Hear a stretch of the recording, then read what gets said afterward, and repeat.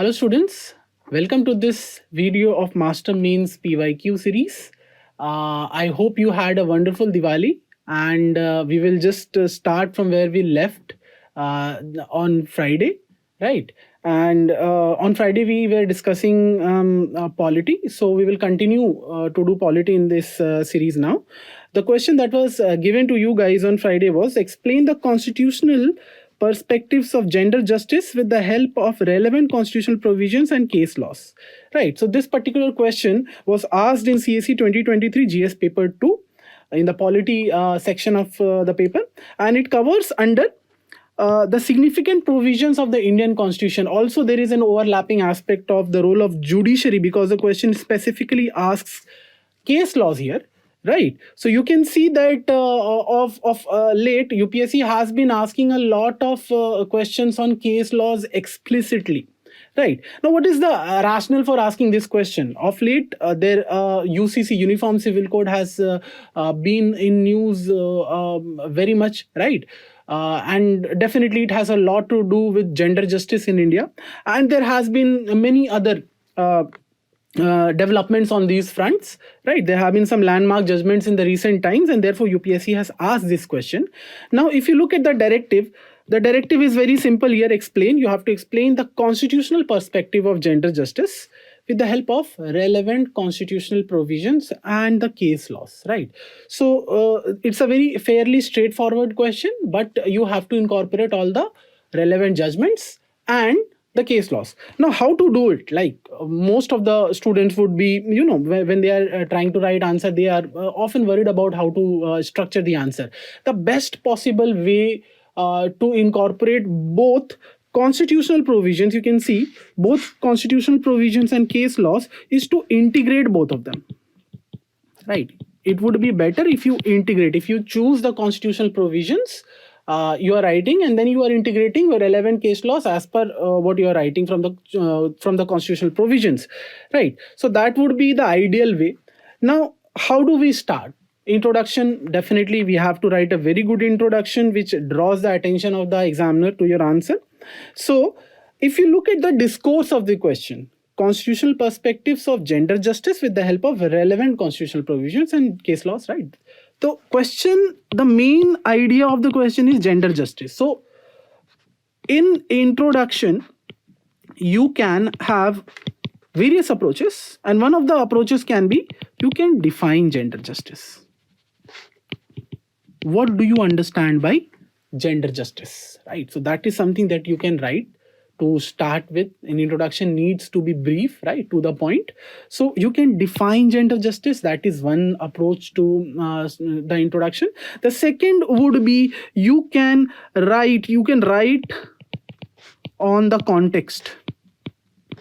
You can briefly just write something on the context. So if you are supposed to write what is gender justice, right? If you are supposed to write something on gender justice, so how would we classify gender justice? So gender justice basically is right to equality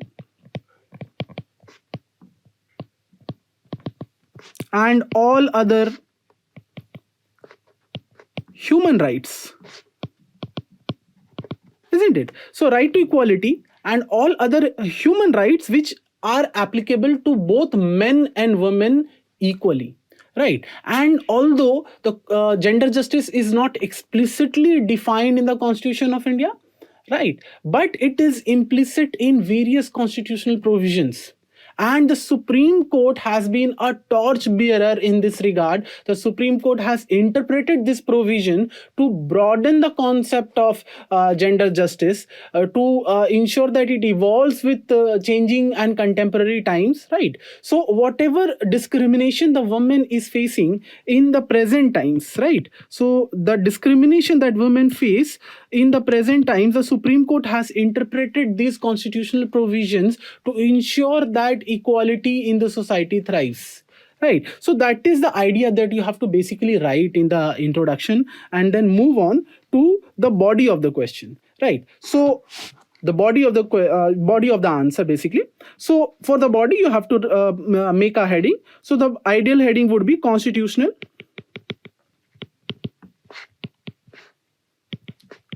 perspectives on gender justice, right?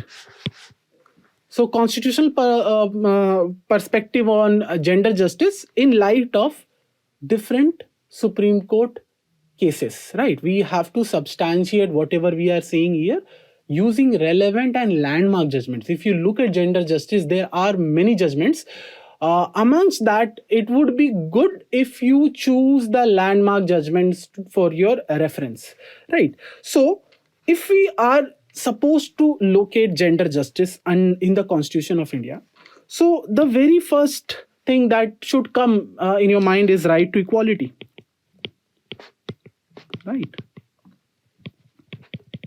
Right to equality, which is a gamut of rights, 14, 15, 16, right, isn't it? So Article 14, 15, 16 provides for right to equality under the Constitution with respect to gender. I'm speaking with respect to gender justice here.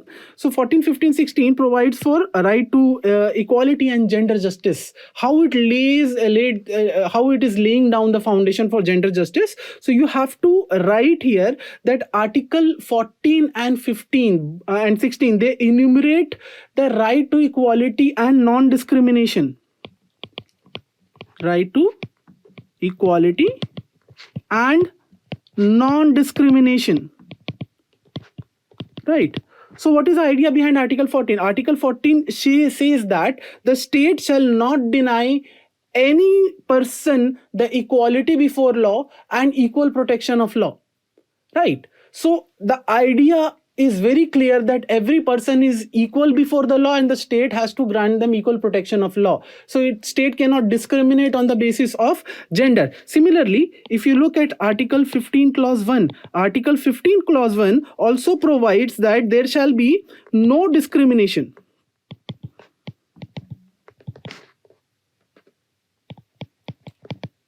on the basis of race, caste, religion, and one of the terms that has been used under Article 15 Clause 1 is sex, right? So sex is explicitly mentioned there. So the state shall not discriminate on any of these grounds, particularly sex, which is inclusive of gender, right? So Article 15 Clause 1, in a way, we can say that it prohibits gender discrimination, right? Moving on, we have 15 Clause 3, right? So carrying forward from Article 14 Clause 1, Article 14. So the notion of equality under the Indian Constitution is likes should be treated as likes, right? If you are looking at Article 14, likes should be treated as likes. That is the basis for the notion of equality, and therefore Article 15 Clause 3, which basically states that the state can make special provisions for women and children, it is inclusive of the idea of equal protection of law as given under Article 14, right? So basically, because of 15 Clause 3, the state can positively discriminate in favor of women because of their weaker position in the society, right? So positive discrimination is provided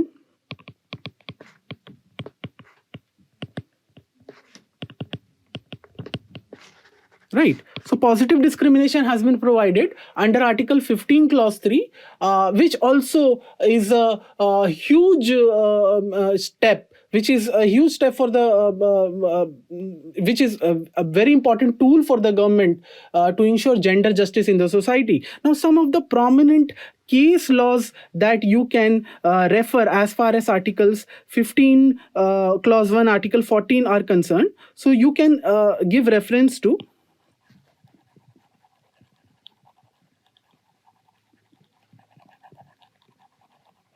the first case that you can give reference to is the Sabrimala verdict.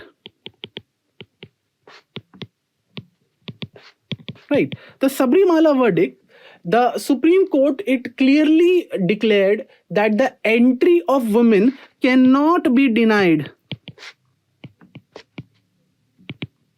on the grounds of gender. Right. So this is one of the prominent recent verdicts which secures that the state cannot discriminate on the basis of sex in matters of public policy, right? The next important judgment that you can quote here is Nalsa versus Union of India. Now, Nalsa versus Union of India is a landmark judgment which recognized the rights, of transgenders, right? Which recognize the rights of transgenders as a third gender outside the gender binary. Right. If you look at Article 15, Clause 1, the term that has been used is sex. And in this particular judgment, the court differentiated between sex and gender, and it said that the term sex is inclusive of any person. Under the Article 15, Clause 1, it is inclusive of all people who do not want to identify themselves as male or female. Right. So, to effectively safeguard the rights of the third gender, the court has reinterpreted and broadened the concept of gender justice in Nalsa versus Union of India. You can also take the example of the landmark judgment Joseph Shine versus Union of India, which was also a very important case which expanded the ambit of gender justice under the Indian Constitution. In this case, the section 497 of IPC, which pertained to adultery, was declared violative of Article 14 and 15, Clause 1. It was a colonial era provision, a 158-year-old provision under the IPC Act, right? So it was declared unconstitutional. This provision of adultery was declared unconstitutional of Articles 14 and 15, Clause 1 of the Constitution of India, right? So these are some of the cases that you can highlight. With regards to 15, Clause 3,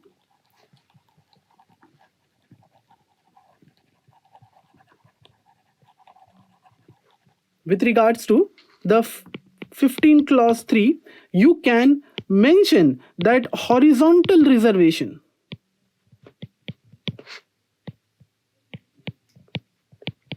there has been a lot of judgments by different high courts across the country upholding horizontal reservation for women in particular, right? There are many high court verdicts. So 15 clause 3 is the basis for horizontal reservation that is presently being granted to women, right? And in particular, there was a judgment that was Dattatreya versus the state of Bombay,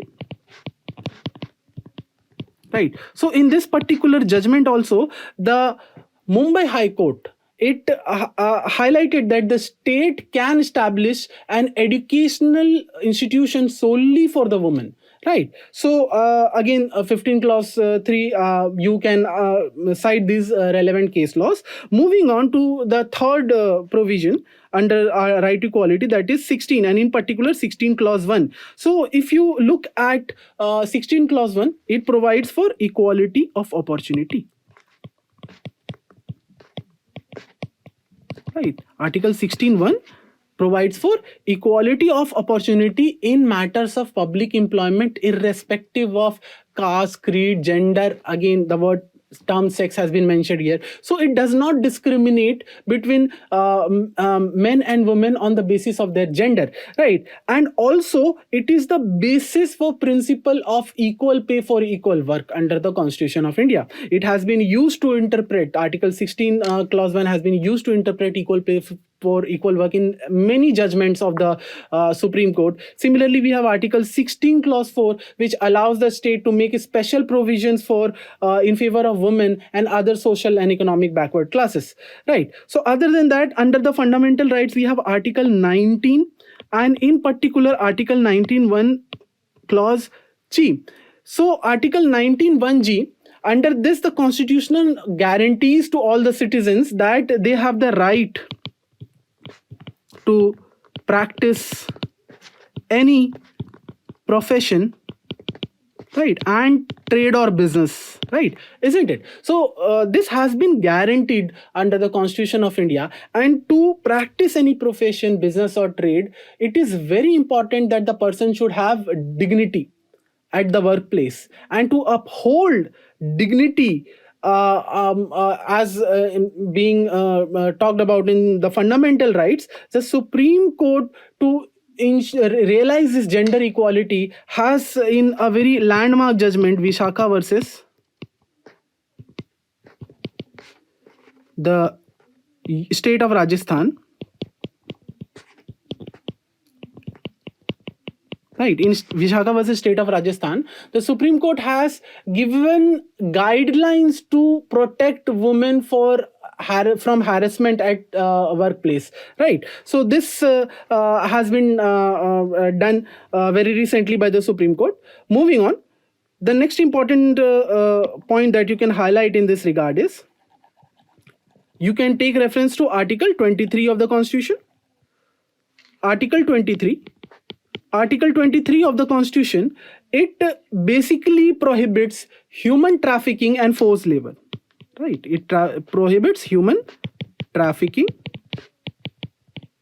and forced labor. Now these impact women and children the most,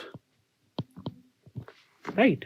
So Article 23 is there to ensure that women and children who are disproportionately impacted by human trafficking and forced labor are protected, right? Similarly, we have Article 21. So Article 21, it is the basis for a right to life, liberty, and also right to live with dignity. Over the years, the right to life and personal liberty under Article 21 has been expanded to include right to privacy, right?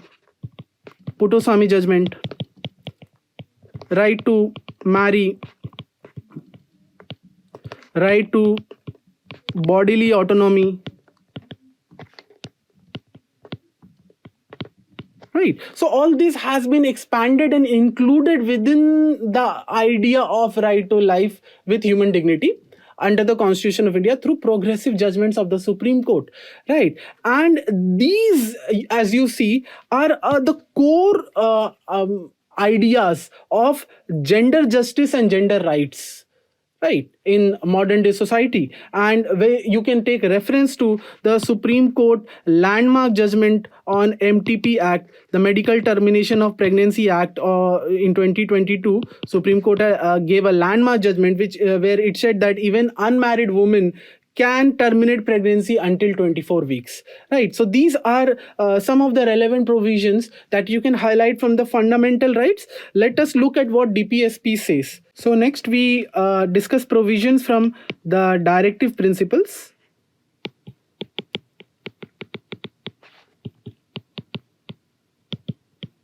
The directive principles of state policy, and the directive principles of state policy also contain some significant provisions regarding gender justice.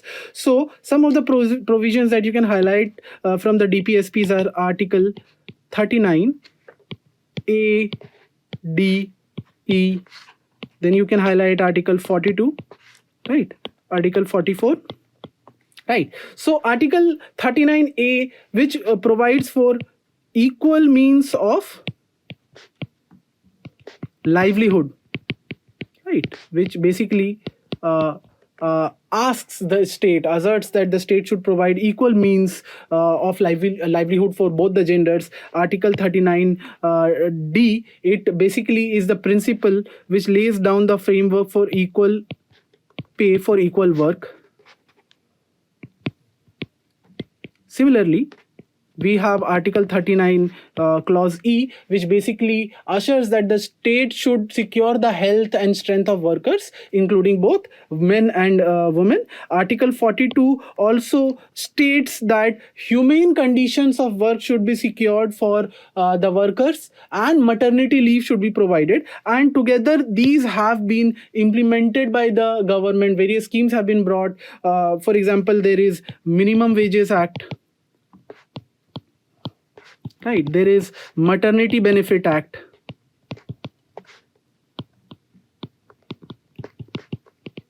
this has been brought by the government to ensure the welfare of the women and to secure gender justice in India. Next, Article 44. We all know Article 44. Again, it is there in the DPSPs, which talks of Uniform Civil Code. Right. So Uniform Civil Code as an idea under the Constitution of India is the cornerstone of gender justice. Why? Because a different marriage, different personal laws basically, which treats different women differently in matters of marriage, divorce, maintenance, succession, etc.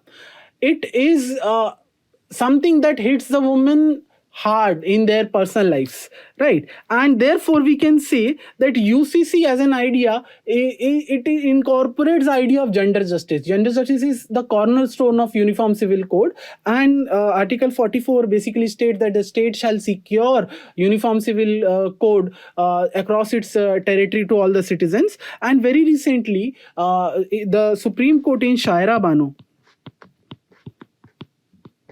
versus Union of India has also highlighted the importance of Uniform Civil Code in India, and it also declared the practice of triple talaq unconstitutional, safeguarding the rights of Muslim women in India. Right. So this is something that you can highlight from the DPSP. You can next talk about the fundamental duties. If you look at the fundamental duties, we have Article 51.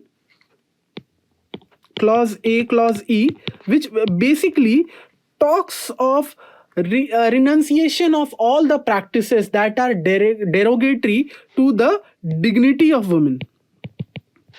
Right. So this is there under the fundamental duties. Other than that, some of the other important provisions you can talk about is the 73rd and 74th Constitutional Amendment Acts, right, which deepened the grassroots level democracy and also ensured that 1/3 of the seats is reserved for women to ensure an effective participatory democracy and secure gender justice through by means of engaging women in policy making there. Right. Next, we can also highlight the very recent 106th Constitutional Amendment Act. It has received the assent of the President also. So the amendment for reservation and to bring in more women in policy making. So this provides for 33% of reservation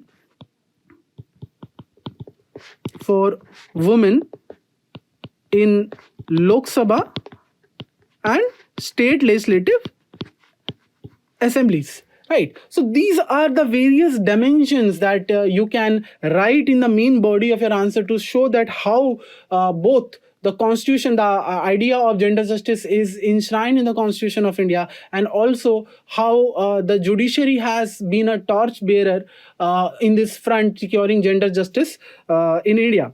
Now, to conclude this particular answer, it would be nice if you just summarize the entire idea that we have taken. So it is very much evident from the discussion that we just had that the Constitution of India and judiciary, the Constitution already, although gender justice has not been explicitly mentioned anywhere, it is the idea of gender justice is implicit across various provisions under the Constitution of India.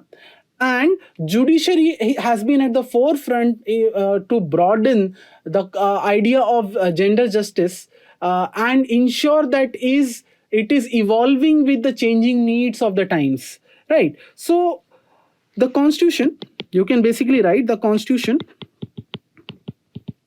through its provisions, right, and judiciary through various judicial interpretations has ensured an evolving framework. They have together ensured an evolving framework for gender justice in India. However, the problem that gender justice, the idea of gender justice is facing in India at present time is because of the patriarchal mindset in the society. because of which various laws are not laws and policies also are not properly implemented at the ground level. So there is a need for sensitization, right? There is a need for more awareness on this front, that why India needs gender just society, right? So that this patriarchal mindset is gradually something that we can counter, right? So that is how you should conclude this answer. So see, so this would be it for this particular answer. See you in the next video. Thank you.